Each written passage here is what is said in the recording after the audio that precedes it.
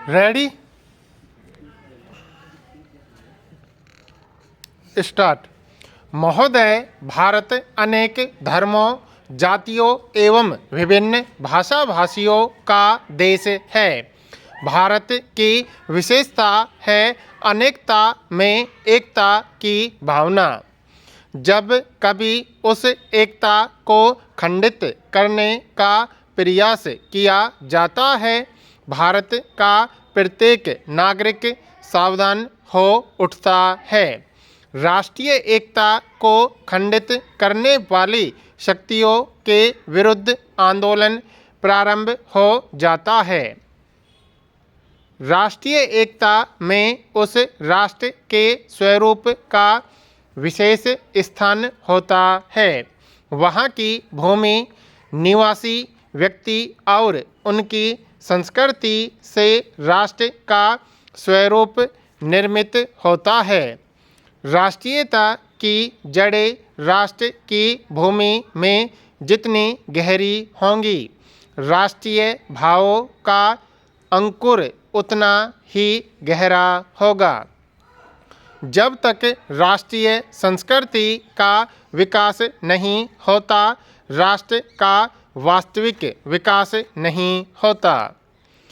सांस्कृतिक विकास के लिए सहिष्णुता, सहयोग और समन्वय की भावना परम आवश्यक है।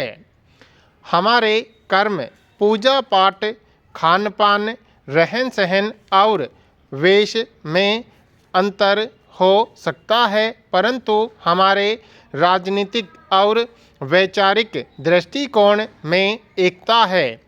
इस प्रकार अनेकता में एकता ही भारत की प्रमुख विशेषता है। राष्ट्र की आंतरिक शांति तथा सुव्यवस्था या बाहरी दुश्मनों से रक्षा के लिए राष्ट्रीय एकता परम आवश्यक है। यदि हम भारतवासी किसी कारणवश छिन्न भिन्न हो गए तो हमारी पारस्परिक फूट को देखकर अन्य देश हमारी स्वतंत्रता को झड़पने का प्रयास करेंगे। इस प्रकार अपनी स्वतंत्रता की रक्षा एवं राष्ट्र की उन्नति के लिए राष्ट्रीय एकता आवश्यक है।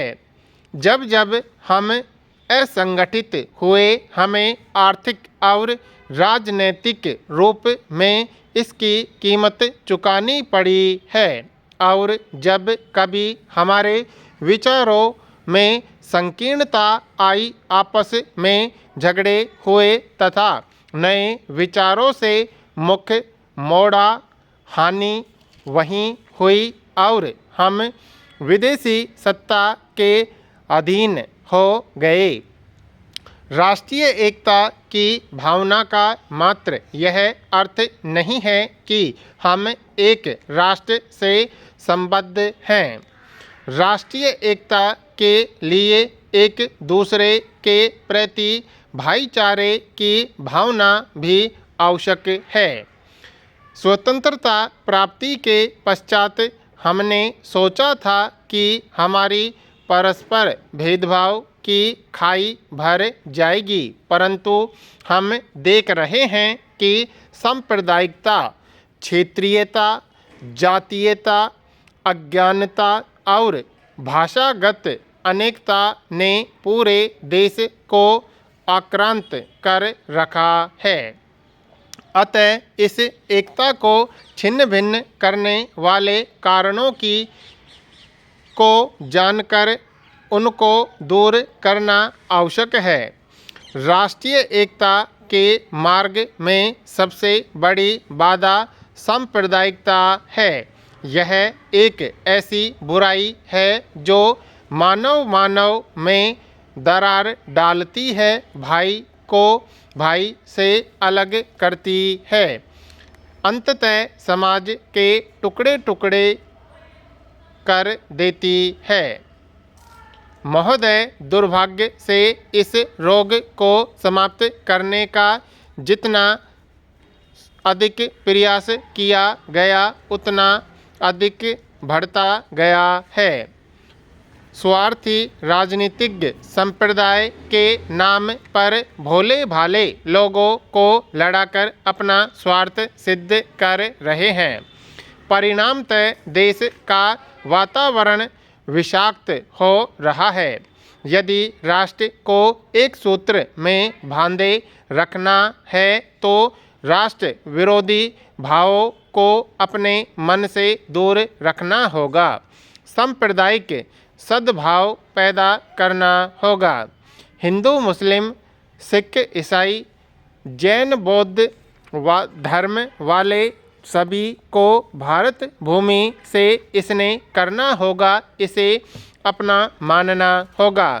प्रत्येक देशवासी को यह बात हमेशा याद रखनी चाहिए कि प्रेम से प्रेम तथा घृणा से घृणा व विश्वास से विश्वास उत्पन्न होता है।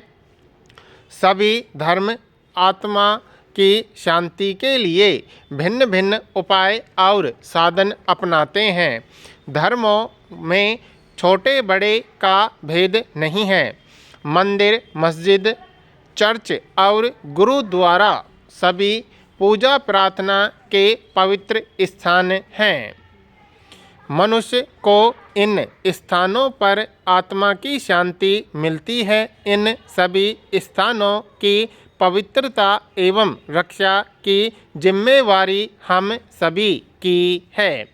कोई भी धर्म या मजहब नफरत और घृणा करने की शिक्षा नहीं देता। धार्मिक एकता और सांप्रदायिक सद्भाव के लिए आवश्यक है कि हम अपने धर्म ग्रंथों के वास्तविक संदेश को समझें तथा उन्हें अपने जीवन में अक्षरशः उतारें। उनके स्वार्थपूर्ण अर्थ न निकालें। भारत बहुमुखी राष्ट्र है। विभिन्न राज्यों की अलग अलग भाषाएं एवं बोलियां हैं। प्रत्येक व्यक्ति अपनी भाषा को श्रेष्ठ और उसके साहित्य को महान मानता है। इस आधार पर भाषागत विवाद खड़े हो जाते हैं तथा राष्ट्र की अखंडता भंग होने के खतरे बढ़ जाते हैं। हमारे संविधान में हिंदी को राष्ट्रभाषा का दर्जा दिया गया है, परंतु सभी प्रादेशिक भाषाओं के उत्थान एवं विकास के लिए भी पूरी व्यवस्था की गई है। यदि कोई व्यक्ति अपनी मातृभाषा के मोह के कारण दूसरी भाषा का अपमान करता है तो वह राष्ट्रीय एकता पर प्रहार करता है। होना तो यह चाहिए कि हम अपनी मातृभाषा को सीखने के बाद संविधान में स्वीकृत अन्य भाषाओं को भी सीखें तथा राष्ट्रीय एकता के निर्माण में सहयोग प्रदान करें। हमारा इतिहास साक्षी है कि अनेक धर्मों, अनेक जातियों और अनेक भाषाओं वाला यह देश एकता की एक कड़ी में बंधा रहा है।